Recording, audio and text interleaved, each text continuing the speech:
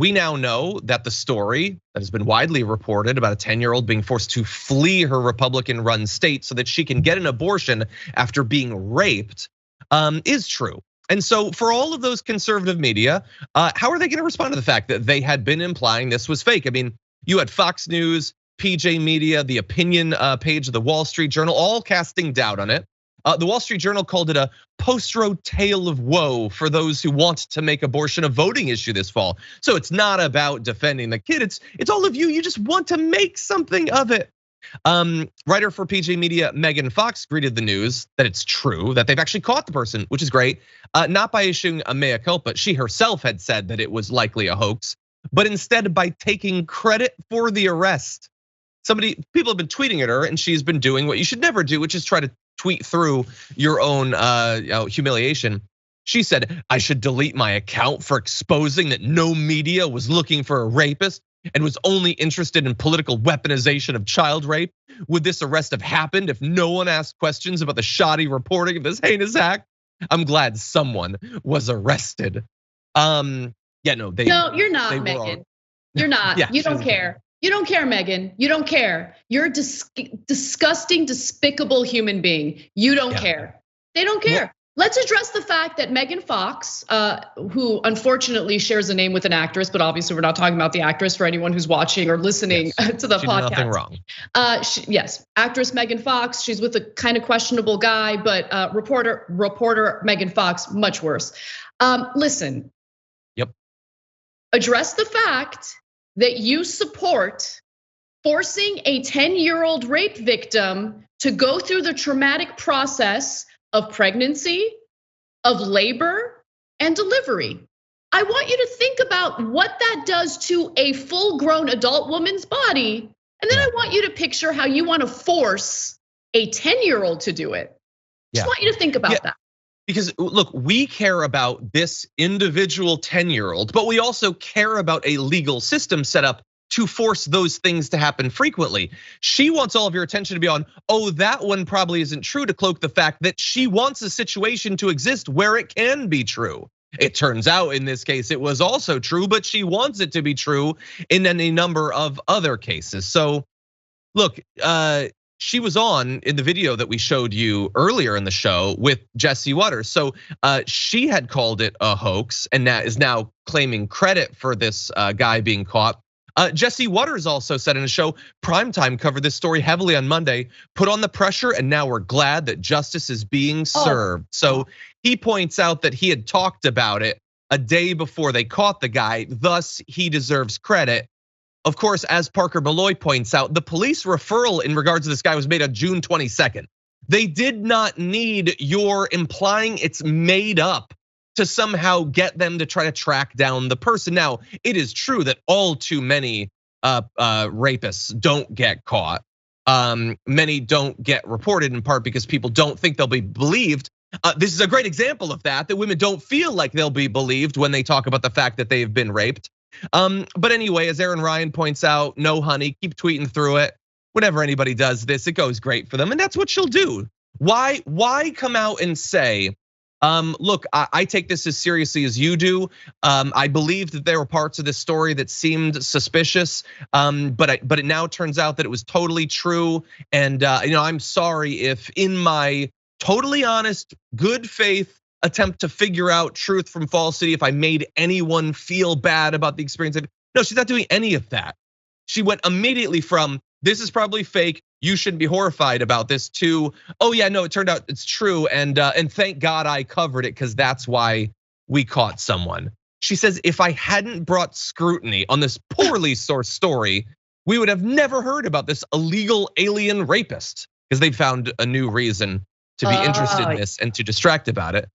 You're welcome. Also, no one would have known that Caitlin Bernard used a real victim as a political weapon and misrepresented Ohio law. I should win a Pulitzer, so she should get an award. No, the doctor didn't do any of that. The doctor defended a kid who had been raped. You tried to make a political thing out of it, attacking Democrats, attacking people who believe that people should have these rights that they've had their entire life. You were pointed out in that regard. But I have one more tweet I have to show you that is just amazing. So she retweeted this with a yep. Raheem Kassam says, Literally 10-year-old girls are being raped because of left-wing immigration policies. And their response is, well, they should have abortion access, duh. Now, of course, there's not a single person who believes in reproductive rights that that's their position. That's a complete, obvious, intentional mischaracterization. But think about that. Even if that was true, they say it's horrifying that you think they should have access to abortion procedures. No, but think about this guy Raheem and Megan Fox. They don't think they should have access to that.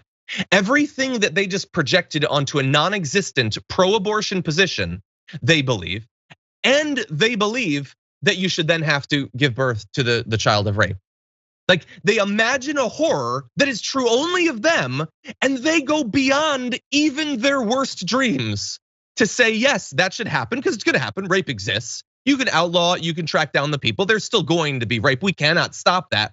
But if it happens, sorry, you're also gonna have to give birth because we think you should be forced by the state to do that.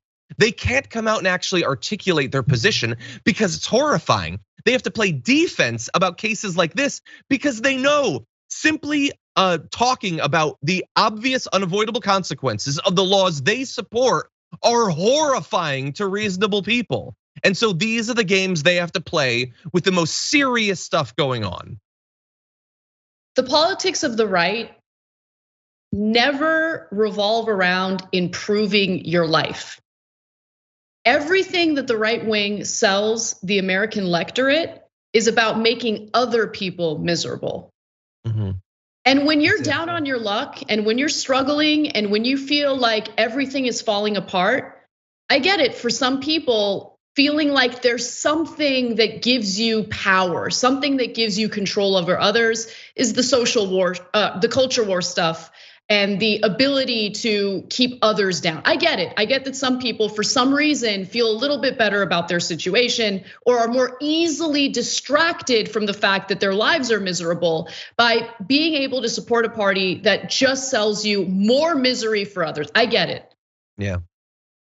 Understand that there's a better way. And doing this to women, including rape victims as young as 10, is not gonna make your life better. It's just gonna make other people, it's gonna force other people to go through one of the most traumatic things that could possibly happen to them again for the second time. Think about what the process of childbirth is.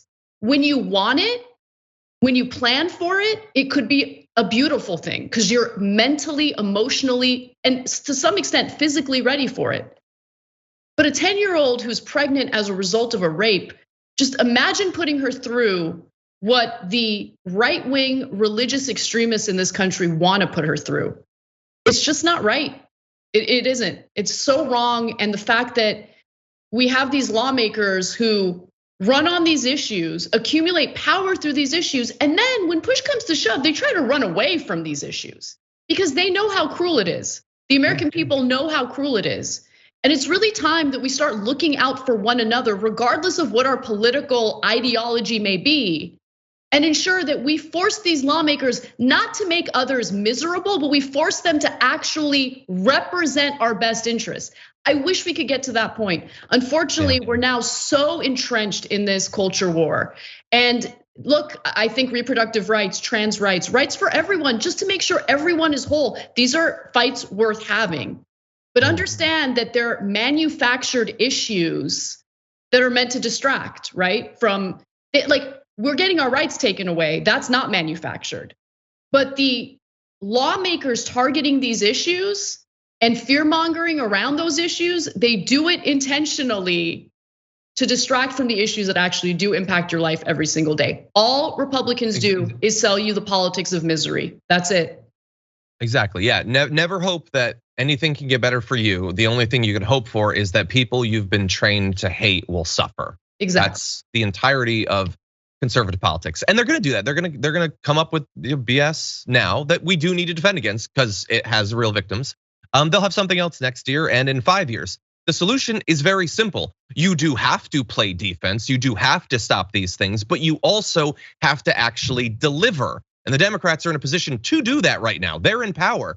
people will get totally focused on just culture war distractions if they've been trained by politics from both sides of the aisle to think that nothing better can actually happen. Well, if nothing better can ever happen, and if they're never gonna do anything to actually fix your problems, then why not just focus on this nonsense? So this is on the Republicans who are elevating nonsense and creating tons of victims along the way. But it's also on the Democrats for creating fertile ground for that. If the Democrats every week were passing bills that deal with people's actual crises, they wouldn't then be buying into this Republican nonsense. Bingo. Bingo, 100%. By the way, and by the way, since this has been going on, they took away the rights, everything. The House lawmaker is introducing a bill not only to ban abortion from conception, all that more religious Christian supremacist nonsense, but also to ban birth control. Again, they want to ban birth control.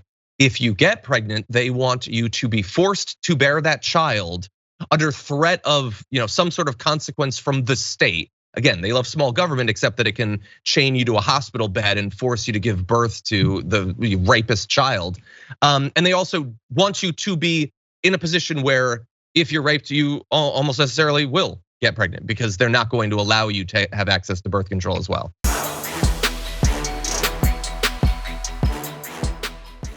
Check out the Damage Report podcast each day, wherever you get your podcasts, whether Pocket Casts or Stitcher or iTunes. You can join me as I give you the news and stories you want, with a range of co-hosts and interview guests jumping in on the fun each day. Again, that's the Damage Report, wherever you get your podcasts. And if you get them at iTunes, don't forget to rate and review. Sometimes I'll read them live on the show.